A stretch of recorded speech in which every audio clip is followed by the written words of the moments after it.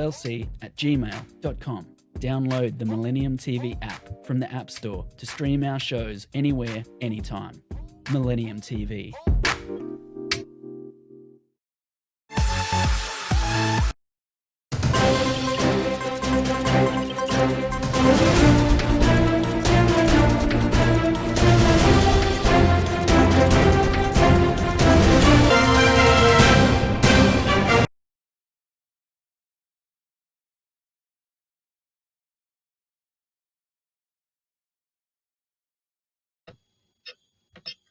Welcome to Millennium News 24/7 Daily Local News Update.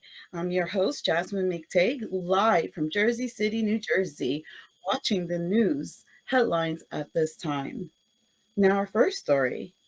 According to James reports, the trooper said Cuomo ran the palm of his left hand across her abdomen to her belly button and then to her right hip when she kept her gun while she held the door open for him as he left an event in Belmar Park on September 23rd. Cuomo was at the state-owned racetrack, home to the last leg of the horse racing Triple Crown, to break ground on a new arena for the NHL's New York Islanders. The arena, adjacent to the track's main grandstand and paddock, opened last month. The trooper, a member of Cuomo's security detail, told James investigator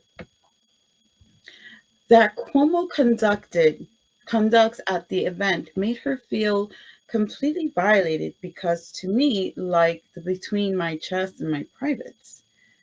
James' report said that although the trooper was upset by Cuomo's unwanted touching, she did not feel she could do anything about it. I am a trooper, newly assigned to the travel team. Do I want to make waves? No, she said, according to the report. I've heard horror stories about people getting kicked off the detail or transferred over like little things. I had no plans to report it. The trooper told James' investigator that what happened at Belmar Park was just one of many instances of Cuomo's flirtatious and creepy behavior towards her. One time, in an elevator, he traced his fingers from her neck to her back, she said. Another time, he asked to kiss her in the driveway outside of his Mount Crisco home, she said. I remember just freezing, being in the back of my head. I'm like, oh, how do I say no politely? She told investigators. The Nassau County investigation was limited to the encounter at Belmar Park, which is one of the county's border with New York City. Authorities in the other part of the state have been looking into other allegations in James' report. In October, the Albany County Sheriff's Office filed a misdemeanor groping complaint against Cuomo. But a week later, the district attorney asked a judge for more time to evaluate the evidence. The DA said that the sheriff's one-page criminal complaint based on allegations from a woman who said Cuomo slid his fingers up her blouse and grabbed her breasts at the governor's mansion in late 2020 was potentially defective. At the prosecutor's request, the court delayed Cuomo's scheduled arraignment until January 7th. On to our next story at this time. Help me. I am still in here. I still can't get out. That was the desperate plea for help, not from a prisoner, but from a Central Ohio woman who was trapped inside her own mind. It started as an apparent bad reaction to anesthesia from a routine colonoscopy, but it was so much more. It touched off a month-long medical nightmare for this woman who was lost, and the husband determined to reach her. I was having trouble concentrating, said Jackie Badcock, It started as memory and concentration issues after a routine surgery, but here is some of what followed. I was starting to get delusional. I didn't understand what was going around me. I couldn't put my thoughts together to say what I wanted to say, and all I kept telling everyone is, I'm not crazy. Her husband, Richard Bedcott, explained, at this point, I'm thinking it's still post operative cognitive dysfunction. But the more it went on, we realized we've got delusions, we've got hallucinations. She is seeing Santa Claus being pulled by Rudolph and ate. Well, you get the picture. Jackie developed Tourette's like syndrome and obsessive compulsive behaviors. I was compelled to read every single sign, every single license plate, every single tractor trailer. I couldn't stop. Neurologists told them to see a psychiatrist. Psychiatrists told them to see a neurologist. And then it just all there. There was like a blizzard of symptoms. It just all hit at once, Jackie recalled. Richard started painstakingly documenting and videotaping his wife's behavior. She was often catatonic with just brief moments of lucidity. NBS 4's Colleen Marshall said, you're within your mind, looking out the world and not being able to tell the world, I'm here. Yeah, said Jackie. It's just a little piece bits from your entire life. Your brain is trying to frantically put into something that makes some kind of sense. Then, late one night, as she wandered around the house, she had a brief flash of lucidity and spent what seems like hours writing a two-line note. I finally was able to get out. Help me. I'm still in here. I still can't get out. I remember going back to bed that night, just praying that he would find my note, said Jackie. Richard joined in, and I found it. And at this point, I knew that she was still in there. So Richard created a Facebook page asking friends and family if anyone had answers. When someone suggested it might be a form of dementia known as Lewy body syndrome, they were told to go to Ohio State University's Wexner Medical Center for testing. What they are able to see is reduced uptake in the perinatal lobe, Jackie said. An OSU doctor finally gave a definitive diagnosis, low body and organic brain disease similar to Alzheimer's. They had a diagnosis and he prescribed medicine that brought Jackie back. It was a miracle. It was like waking up from the worst nightmare you can possibly imagine. Sometimes Louise feel like being in solitary confinement without yourself, said Jackie. The thing that I want relatives and caregivers and medical professionals to know, we are in here. Watch our eyes. We are in here. We are trying to get out, she said. An estimated 1 million Americans have Lewy body dementia, according to the National Institute of Aging. It is the second most common form of progressive dementia after Alzheimer's. It has no cure and is often misdiagnosed. The Babcocks hope the drug Jackie is taking will continue to hold off her progression. On to the next story. The one missing from the list of pardons was George Floyd.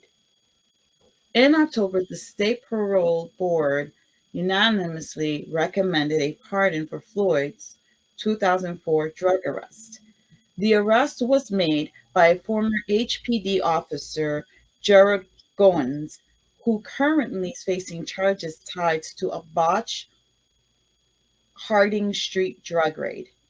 During Thursday's announcement of those pardons, clemency recommendations for Floyd was withdrawn, according. Among the recommendations withdrawn was one concerning Floyd. The board will review and resolve procedural errors and issues related to anything pending application in compliance with their rules, Easy said. As a result of the board's withdrawal of the recommendations concerning George Floyd, Governor Abbott did not have the opportunity to consider it. Governor Abbott will review all recommendations that the board submits for consideration.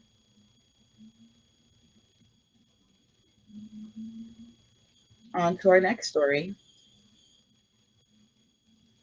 A man was hospitalized Thursday night after he was shot during an attempt carjacking in South Minneapolis. The Minneapolis Police Department say officers responded to the shooting around 8:30 p.m. on the 4800 block of 5th Avenue South in the Fields neighborhood. Two men told officers that they had just gotten out of the vehicle when two young looking suspects approached them and demanded the car at gunpoint. A confrontation ensued and the victim ran. One of the suspects fired at the men and struck one of them. Emergency crew brought the injured man to a nearby hospital for treatment. He is expected to survive. The suspects ran from the scene, police said. The incident is under investigation. So far, no arrests have been made. And now, a short break from the Daily English News, Millennium News 24/7. Stay tuned. Millennium TV, bridging communities worldwide. We broadcast diverse international content from Europe, Asia, Africa, and now right here in the USA. Watch us via Roku on your smart TV. Submit your own content to 1530entertainmentllc@gmail.com. Download the Millennium TV app from the App Store to stream our shows anywhere, anytime. Millennium TV.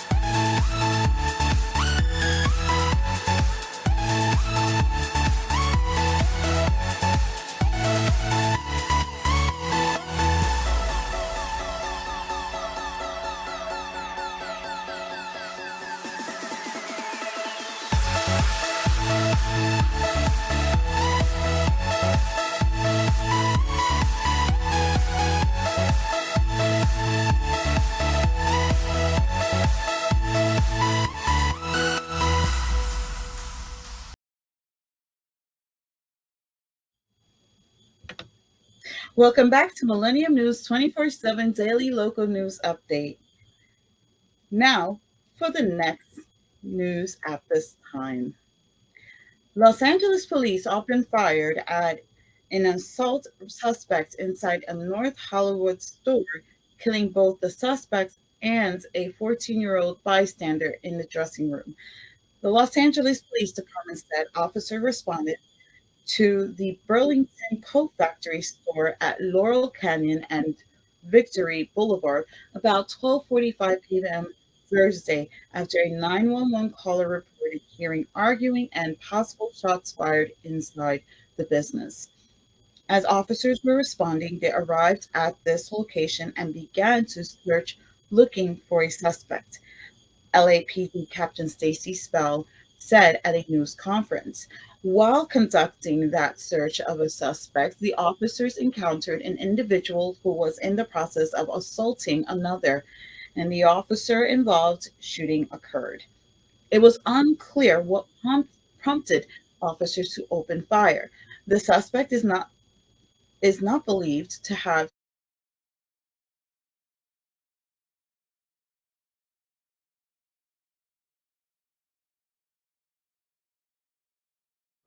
that penetrated a dressing room wall. The girl, identified by LA County Coroner's Office Friday as Valentina Orialta Peralta, was reported in the dressing room with her mother to try on a dress for her quinceañera. The LAPD said a preliminary investigation indicates Ariela Peralta was killed by a bullet from the officer's gun. Investigation into the incidents are being carried out by the LAPD Force Investigation Division, and the Los Angeles County Inspector General Office, and the California's Department of Justice Police Shooting Investigation Team for South California. Our next story at this hour: Philadelphia schools plan to open in person on January 4th after the winter break, although both districts and city health officials caution that it is an evolving situation in the face of a spike in COVID cases. We must be flexible and understanding that plans can be changed quickly, said a letter from Dr. Cheryl Bettigol, the city's health commissioner. In a holiday message to staff and families, Superintendent William Hite said the plans to open in person as scheduled, while emphasizing that if COVID-19 cases surge over the break, the district could receive new guidelines from the city's health department. Given in the increases, Jerry Jordan, president of Philadelphia Federation of Teachers, said it would be irresponsible for the district not to consider a return to virtual learning until such time as they can effectively and with fidelity solidify their mitigation measures. He also raised questions about whether it is adequate enforcement of COVID mitigation measures in all schools. He said on Wednesday he received reports from more than 100 buildings with COVID cases from one day. Many buildings reported double digits, and dozens have closed or paused, he said in a statement. The health department ultimately makes the decisions on whether to close schools for 2 weeks or to pause them for 48 hours while it conducts an investigation of reported COVID cases. The investigation determines whether a full 10-day quarantine is warranted based on the size of the school, the location of the cases, and other circumstances, said the health department spokesperson James Garrell. Right now, 19 district schools are under a 10-day quarantine, with more than half of them put in status since Tuesday, Garrell said. We are seeing an extremely rapid rise in new cases of COVID through the city, said Garrell, which he said mirrors what is happening in other cities and likely driven by the Omicron variant. According to the mayor's office, as of December 20th, Philadelphia averages 641 new cases per day over the prior 2 weeks, with a positivity rate of 7.2%. That is a jump from the week before, when the daily average was 492 new cases a day and a positivity rate of 5%.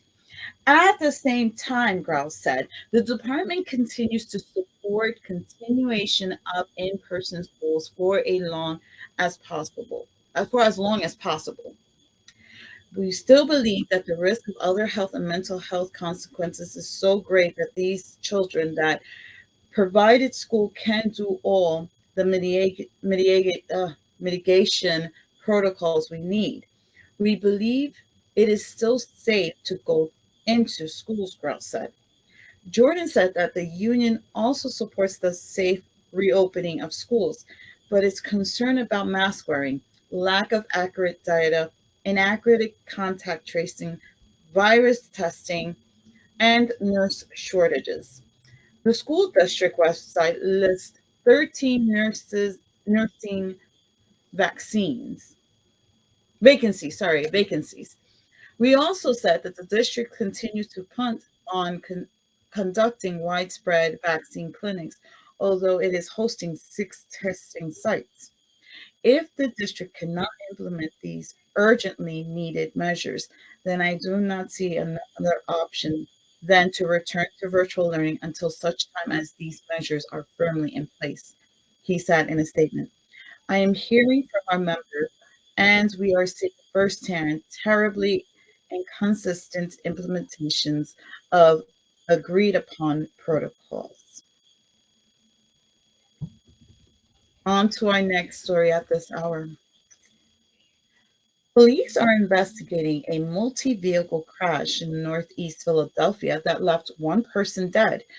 The accident happened just about 10 p.m. on westbound Woodhaven Road near Roosevelt Boulevard. Police say three vehicles were involved and one overturned, leaving one person dead at the scene. Woodhaven Road is closed westbound at the Thornton Road while officials conduct their initial investigations as to what caused the crash.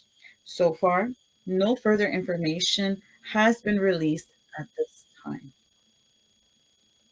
Now, for our next story. The parents of a teenager charged with killing four fellow students at Michigan school knew that he was depressed, fascinated with guns, and had tortured animals, even keeping a bird's head in a jar, prosecutors said Thursday.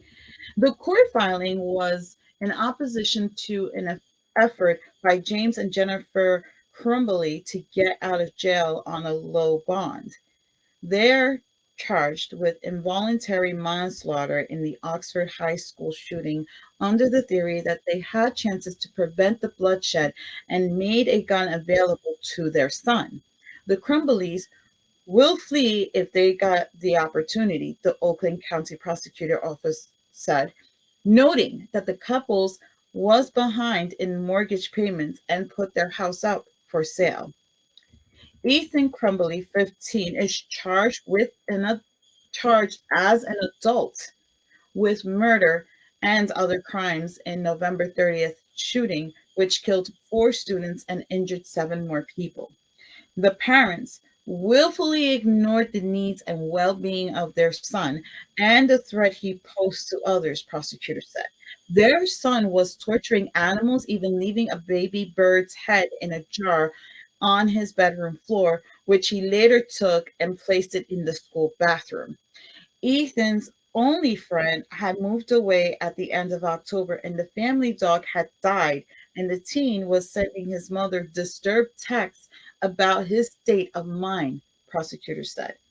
On the day of the shooting, the parents were summoned to discuss Ethan's disturbing drawings, spotted by a teacher on what appears to be a geometry worksheet. It included a handgun and the words, "The thought won't stop. Help me." There's a bullet with the phrase, "blood everywhere," above a person who appears to have been shot. The paper also says, "My life is useless and the world is dead." Ethan subsequently sketched out some of the images and words and wrote, "OHS rocks. I love my life so much. We're sick, all friends here." School officials say that the Crumbleys refused to take Ethan home and that the shooting followed. The prosecutor's office earlier had described the writings and publicly attached them to the court filings for the first time Thursday. What is novel about his case is that the defendants were made aware in graphic forms of the serious risk posed by his sons prior to the shootings. These parents could have done something, the prosecutor's office said. The Crumbleys are in custody since December 4th and are trying to get their bond reduced to 100,000 from 500,000. They were arrested in an art studio in Detroit.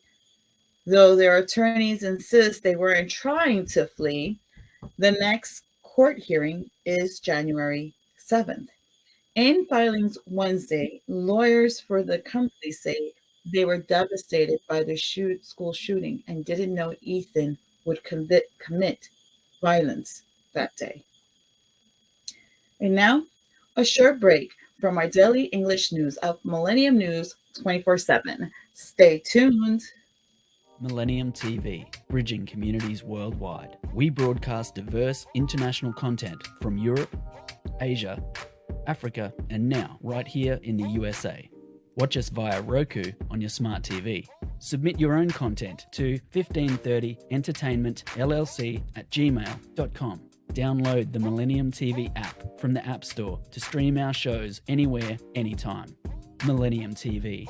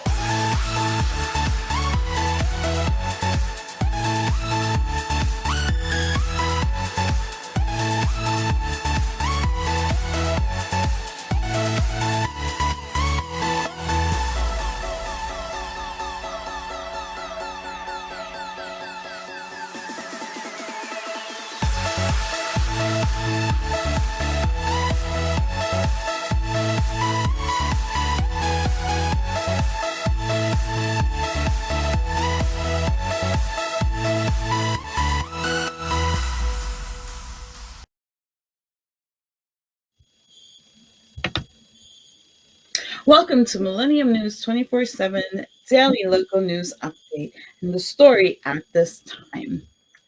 The U.S. will lift travel restrictions to 8 southern African countries on New Year's Eve, the White House announced Friday.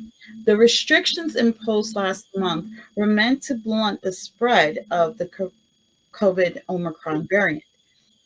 The November 29th ban barred nearly all of non-U.S. citizens who had recently been in South Africa, Botswana, Zimbabwe, Namibia,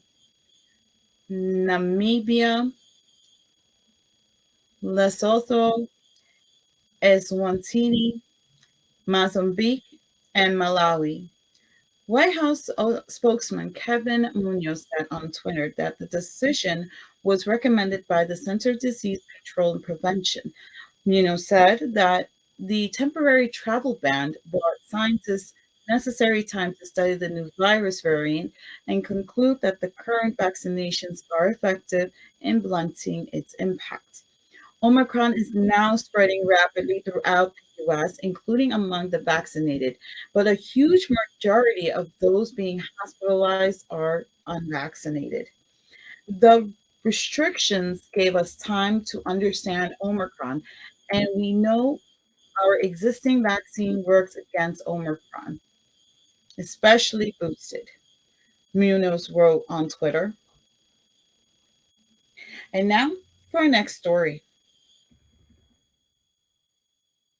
Former President Donald Trump turned to Supreme Court on Thursday in a last-ditch effort to keep documents away from the House committee investigating the January 6th insurrection at the Capitol led by his supporters.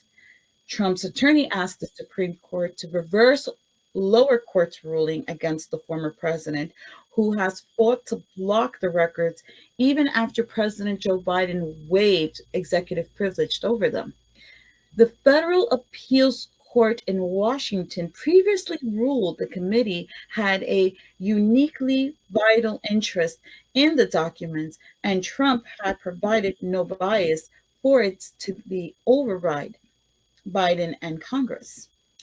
The records include presidential diaries, visitor logs, speech drafts, handwritten notes concerning the event of January 6th from the files of the former Chief of Staff, Mark Meadows, and a draft executive order on the topic of elections integrity, according to the previous court filing from the National Archives.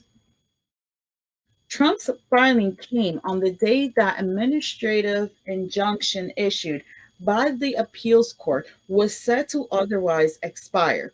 The injunction preventing the release of records will remain in place for now.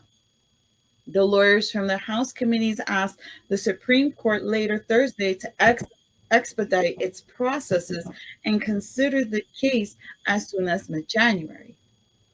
The selection committee needs the requested documents now to help shape the directions of the investigation and allow the selected committee to timely recommend remedial legislations, lawyers of the committee wrote. Repeating arguments they made before lower courts, Trump's attorneys wrote Thursday that the case concerned all future occupants of the White House. Former president had a clear right to protect his confidential records from premature dissemination, Trump's lawyers said. Congress cannot engage in meandering, fishing expeditions in the hopes of embarrassing President Trump or exposing the president and his staff's sensitive and privileged communications for the sake of exposure, they added. The House committee has said the records are vital to the investigation in the run up to the deadly insurrection aimed at overturning the results of the 2020 presidential elections. Before and after the riots, Trump promoted false theories about election fraud and suggested that the real insurrection was Election Day when he lost to Biden in an election certified by officials, both parties, as fair. The case was widely expected to reach the Supreme Court, which has decided several previous fights over Trump's records. Trump appointed 3 of the court's 9 justices. The court earlier this year refused to stop his tax records from going to New York's prosecutor's office as part of an investigation. It did prevent Congress last year, while Trump was in office, from obtaining banking and financial records from him and members of his family. Now, on to our next story at this hour. Staff absences from COVID-19 tripled this month in London's hospitals, and nearly 10% of the city's firefighters called out sick. In New York, about 2,700 police officers were absent earlier this week, twice the numbers who were ill on an average day. And on Cape Cod in Massachusetts, grocery worker Judy Snarsky says she's stretched to her limits, working 50 hours a week and doing extra tasks because her supermarket has around 100 workers when it should have closer to 150. We don't even have enough hands. Everybody is working as much as they physically and mentally can, the 59-year-old in Mashpee said. Some of us have been going like a freight train. The worldwide surge in coronavirus cases driven up by the new Omicron variant is the latest blow to hospitals, police departments, supermarkets, and other critical operations struggling to maintain a full contingent of frontline workers as the pandemic enters its 3rd year. Governments have taken steps to stem the bleeding across a range of jobs considering essential for society, from truckers to janitors to childcare providers and trained conductors. But nurses and other workers worry that continued staffing woes will put the public at greater risk and increase burnout and fatigue among their ranks. Seattle officer Mike Flowen, who leads his city's police union, said his department is down about 300 officers from its usual force of 1,350. It's difficult for our community because they're waiting for their call for help, he said. And then we are at risk because we don't have the proper safe numbers to have a safe working environment when we answer the call for help. Michelle Gonzalez, a nurse at New York's Montefiore Medical Center in the Bronx, said she and her intensive care unit colleagues never truly had a break from COVID-19, and the arrival of Omicron has only reawakened her post-traumatic stress. Prior to work, I really I get really bad anxiety, she said. If I've been off for 2 days, I will come back in a panic because I don't know what I'm walking into. Countries including Spain and the UK have reduced the length of COVID-19 quarantines to ease staffing shortages by letting people return to work sooner after testing positive or being exposed to the virus. The US did similar healthcare workers only. Meanwhile, in the US, states such as Massachusetts have pulled in hundreds of National Guards members to help fill in the gaps in hospitals and nursing homes, where they serve meals, transport patients, and do other non clinical work. And now on to the next story at this hour. South Korean President Moon Jae-in said Friday he will pardon his chief consecutive rival and predecessor Park Geun-hye, who is serving a lengthy prison term for bribery and other crimes. Moon's liberal government said pardon is meant to promote national unity in face of difficulties brought by the pandemic. Some observers say Moon may want to ease conservative criticism stemming from Park's health problems, or even use her to split the opposition ahead of the presidential election in March. We should move to a new era by getting over the pains of the past. It's time to boldly pull together all our strengths for the future rather than fighting against each other while being preoccupied with the past, Moon said in remarks released by his office. In the case of former President Park, we considered the fact that her health conditions has deteriorated a lot after serving nearly 5 years in prison, he said. The Justice Ministry said the 69-year-old Park is among 3,094 people who are to be pardoned on December 31st. South Korea often grants special pardons to mark the New Year Day or national holidays. Park has been treated since last month in the hospital from where she will be released, the ministry said.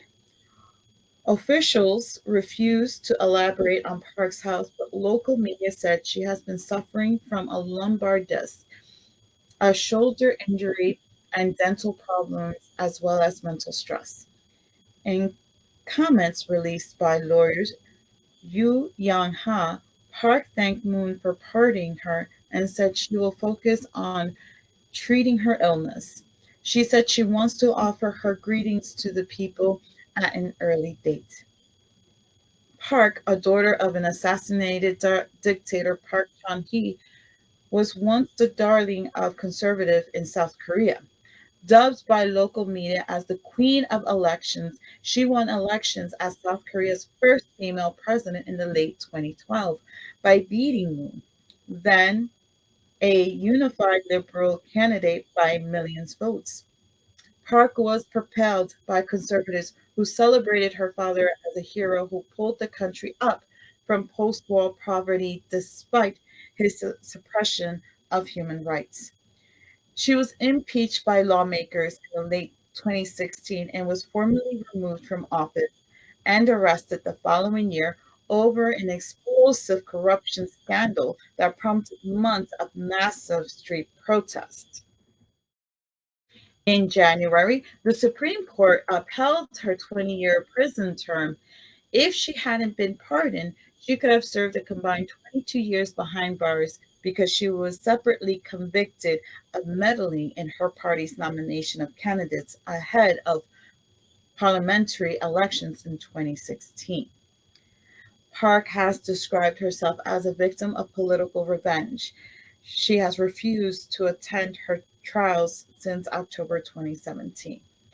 Among the main charges she's faced with collusion with her longtime confidant Choi Soon Sil to take millions of dollars in bribes and extortion from some of the country's largest business groups, including Samsung, while she was in office. Park's scandal led the arrest, indictment, and conviction of dozens of high-profile figures. Choi is serving 18 years term. Samsung Zion Lee Jae-jung was initially sentenced to 5 years in prison before his term was reduced and was eventually released on parole in August. Park was succeeded by Moon, who easily won a special presidential by-elections while the conservatives were in disarray amid fierce internal feuding over Park's ouster. Moon's single 5 year term ends in May, and he is barred by law from seeking re-election. Recent public support survey shows candidates from governing and conservative opposition parties running neck to neck. It wasn't immediately clear how Park's pardon will affect voters' sentiment. It could cause a backlash from the liberals, but some observers say it may also rekindle division in the opposition camp. And now, a short break from the daily English news of Millennium News 24/7. Stay tuned. Millennium TV, bridging communities worldwide. We broadcast diverse international content from Europe, Asia, Africa, and now right here in the USA. Watch us via Roku on your smart TV. Submit your own content to 1530entertainmentllc@gmail.com. Download the Millennium TV app from the App Store to stream our shows anywhere, anytime. Millennium TV.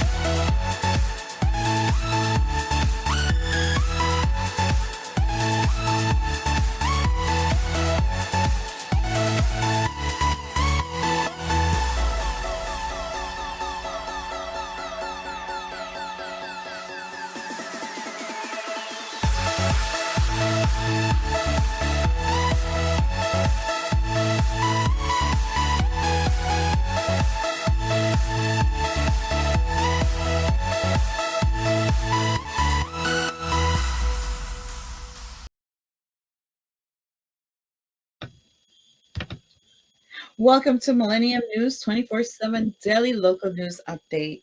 Now, the story at this hour.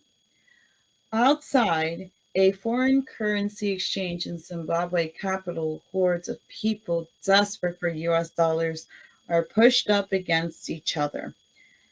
That's it. Keep it tight, someone shouted, trying to prevent others from jumping the line to buy the money that could get them a discount on goods pegged to a quickly devolving local currency. Nearly 2 years into a global pandemic, a new spike in coronavirus cases driven by the Omicron variant is once again shuttering businesses, halting travels, reviving fears of overwhelmed hospitals, and upending travels and holiday plans in countries around the world. But in Zimbabwe and other African nations, the virus resurgence is threatening the very survival of millions of people who have already been driven to the edge by a pandemic that has devastated their economies. When putting food on the table, it is not a given worries about whether to gather the family members for the holidays or heed public announcements urging COVID-19 precautions to take a back seat.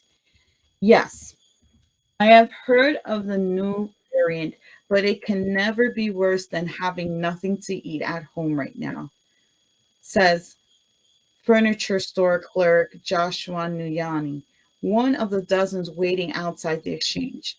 Like many others in the chaotic crowd, Nuyani alternately wears his face mask below his chin or puts it in his pocket. The, Uni- the United Nations Economic Commissions on Africa, or ECA, noted in March that about 9 in 10 of the world's extremely poor people live in Africa. The ECA now warns that the economic effects, already felt since the pandemic began in 2020, will push an additional 5 to 29 million below the extreme poverty line. If the impact of the pandemic is not limited by 2021, an additional 59 million people could suffer the same fate, which would bring a total number of the extremely poor Africans to 514 million people, the agency says. The World Bank estimates the economy went from 2.4% growth in 2019 to a 3.3% contraction in 2020, plunging Africa into its first recession in 25 years. The economic disruption wrought by COVID-19 has pushed hunger crisis off the cliff.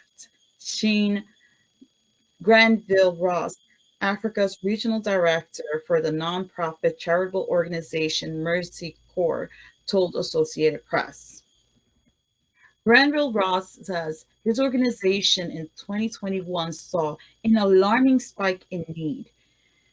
In regions such as the Sahel, the West African, East Africa, Southern Africa, where some countries were already experiencing humanitarian crisis and conflicts before COVID-19. Worry is now intensifying amid a spike in COVID infections in Africa, which currently accounts for about 9 million of the world's roughly 275 million cases. The World Health Organization has for months described Africa as one of the least affected regions in the world in its weekly pandemic report. But in mid December, it says the number of new cases was currently doubling every 5 days, the fastest rate this year, as the Delta and Omicron variant pushes up infections. Both South Africa and Zimbabwe have been reporting reduced numbers over the past week, but authorities remain cautious. Renewed travel restrictions and possible lockdowns will only push millions more people to poverty and undermine the slight economic recovery we have started to see, Granville Ross says. Compared to the continent as a whole, where just over 7% of the population was received 2 shots of the coronavirus vaccine, Zimbabwe is regarded as a success story, even though only about 20% of its 15 million people have been fully vaccinated. Amid lingering hesitancy, the government has threatened to widen vaccine mandates. But for many people, virus infection fears has taken a back seat to the most urgent task of finding enough money to feed their families. Dozens of residents desperate for access to money in an economy where cash, especially the US dollar, is king, sleeps outside both foreign currency exchange and banks, huddled closely together for days. Elderly people, many without face masks, not properly wearing them, stand in tightly packed lines that snakes kilometers waiting to withdraw their pensions. I would rather spend my time here than queue of the vaccine, says Nyani, outside the crowded foreign exchange currency exchange. If I catch the virus, they may quarantine me, treat me, or even feed me if I am hospitalized, he says. But hunger is different. You can't be put in quarantine because the family has nothing to eat. People just watch you die. Now, on to the next story of this hour. The Kremlin said Friday that it expects the U.S. to respond next month to Moscow's requests for security guarantees precluding NATO's expansion to Ukraine.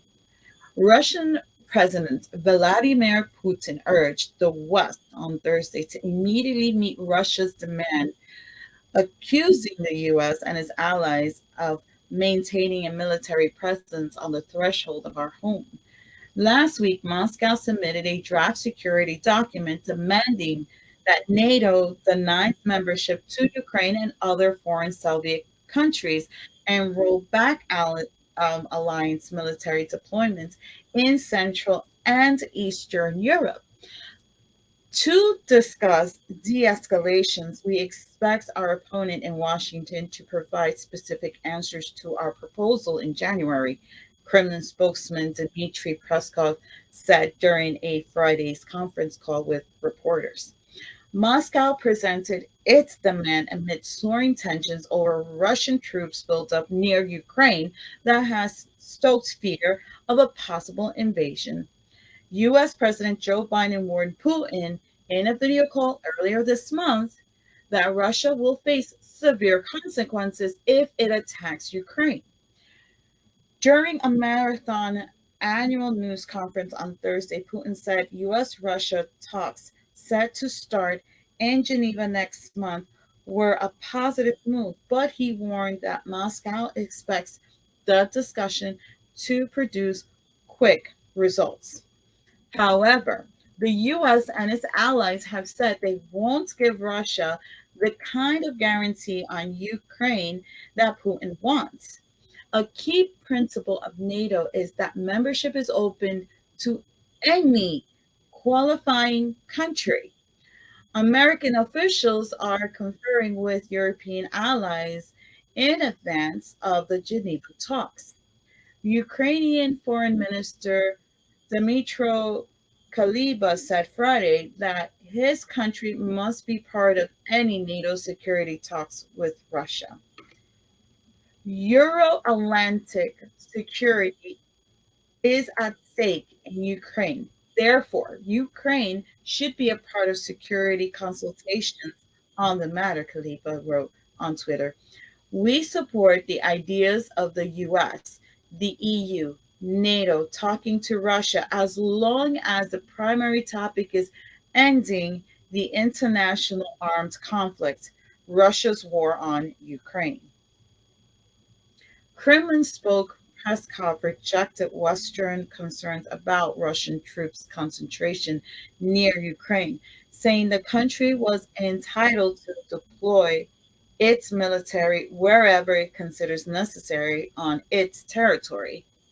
He presented the recent movement as a defensive response to a provocation from the West. He added that it causes our deep concern and forces us to take certain measures to ensure our security.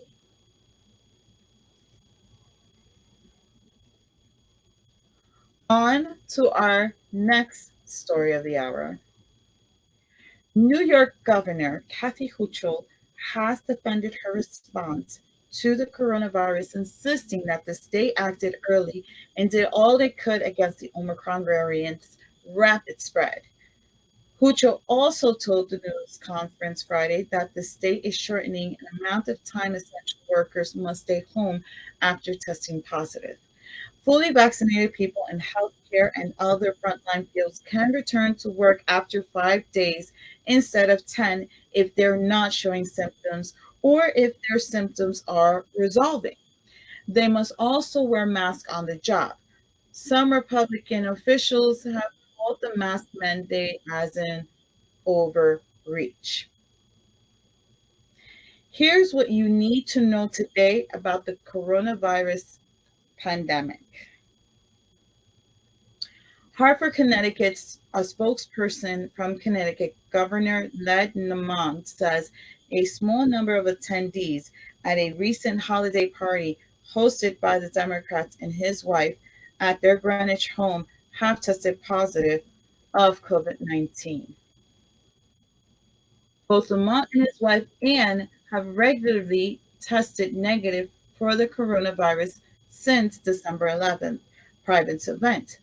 Lamont spokesperson Max Reese says Guests were required to provide proof of being fully vaccinated and present a negative test.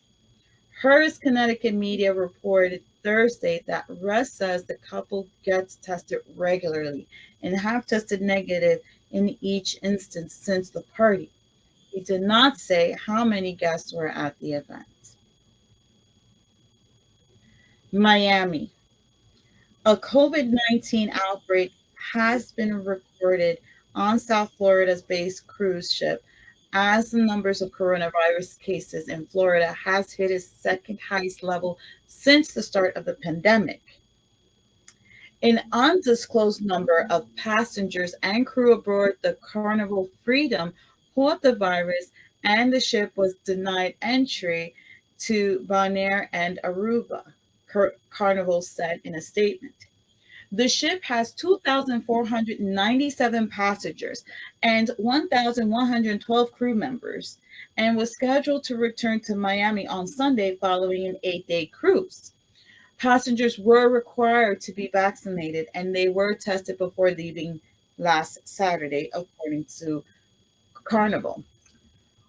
Carnival Freedom is following all protocols and has some members on board who are isolated due to a positive COVID test, the statement says.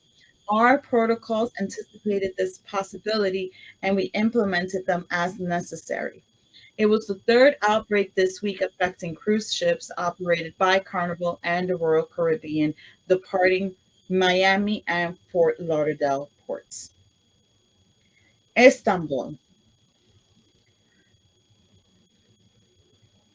A New Mexico Patriarch Bartholomew I, spiritual leader of world's Orthodox Christian, has tested positive for COVID 19 and is displaying mild symptoms. Istanbul based patriarchs said Friday that Bartholomew, who is 81 and recently had heart surgery, is fully vaccinated. It added that his general condition is good. The patriarch has urged, people to get their shots and follow the recommendations of doctors. Bartholomew was hospitalized overnight in the United States in late October and later was stent installed to, to open up a clogged coronary artery. He is considered first among equals among the Eastern Orthodox patriarchs, which give him prominence but not the power of a Catholic pope. On to our next story of this hour. A massive fire swept through a crowded river ferry in Bangladesh early Friday, leaving at least 39 people dead and 70 injured, officials said. Many passengers leaped from the vessel into cold waters to escape the blaze. It took 15 fire engines 2 hours to control the fire and another 8 to cool down the vessel, according to the fire officer Kamal Uddin Bahyuin, who led the rescue operation. Afterwards, the blackened hull of a ferry sat anchored at the river's edge. Many anxious relatives gathered on the banks while divers continued to search the waters. The blaze broke out around 3 a.m. on the MV Avijan 10, which was carrying 800 passengers, many whom were traveling to visit families and friends for the weekend, officials said. I was sleeping on the deck and woke up to hearing screams and loud noises, survivor Anisir Rahman told reporters, adding that he saw smoke coming from the back of the ferry. I jumped into the freezing water of the river in the thick fog, like many other passengers, and swam to the river bank. Police officer Moinao Haquet said rescuers recovered 37 bodies from the river, while 2 people died from burn injuries on the way to the hospital. All of the 70 injured were hospitalized, including some with severe burns. Ferries are the leading means of transportation in Bangladesh, which is which is crisscrossed about by about 300 rivers, and accidents involving vessels are common, often blamed on overcrowding or lax safety rules. The ferry was traveling from Dhaka, the capital, to Barguna, about 250 kilometers, 155 miles to the south. It caught fire off the coast of Jahalokita Lakiti district on the Suganda River towards the end of the journey. Burhiyan said that the fire may have started in the engine room. The government set up two committees to investigate the blaze and ordered them to report their findings in 3 days. In April 25th, people died after a ferry collided with another vessel and capsized outside of Dhaka. This story has been this story has been updated to correct that 37 bodies were pulled from the river to now 39. So two people rescued alive later died, and it's also reflected that there is now 70 injured people in the hospital. That is our correction. And this was our daily local news update of Millennium News 24/7. Log in to get the latest news. All of our social networking sites, Facebook, Twitter, Instagram, TikTok, is Millennium News 24. Our YouTube channel is News Channel M24. Viewers now on both networks broadcasting Androids and iOS devices, Apple TV, Roku TV, Amazon Fire TV, also all smart TV platforms. Please enjoy our entertainment and latest news and views. Our Millennium TV app, Millennium TV USA, Android, and Millennium News Google, www.millenniumtv24.com. Stay tuned with Millennium News 24, and thank you for watching. Stay safe.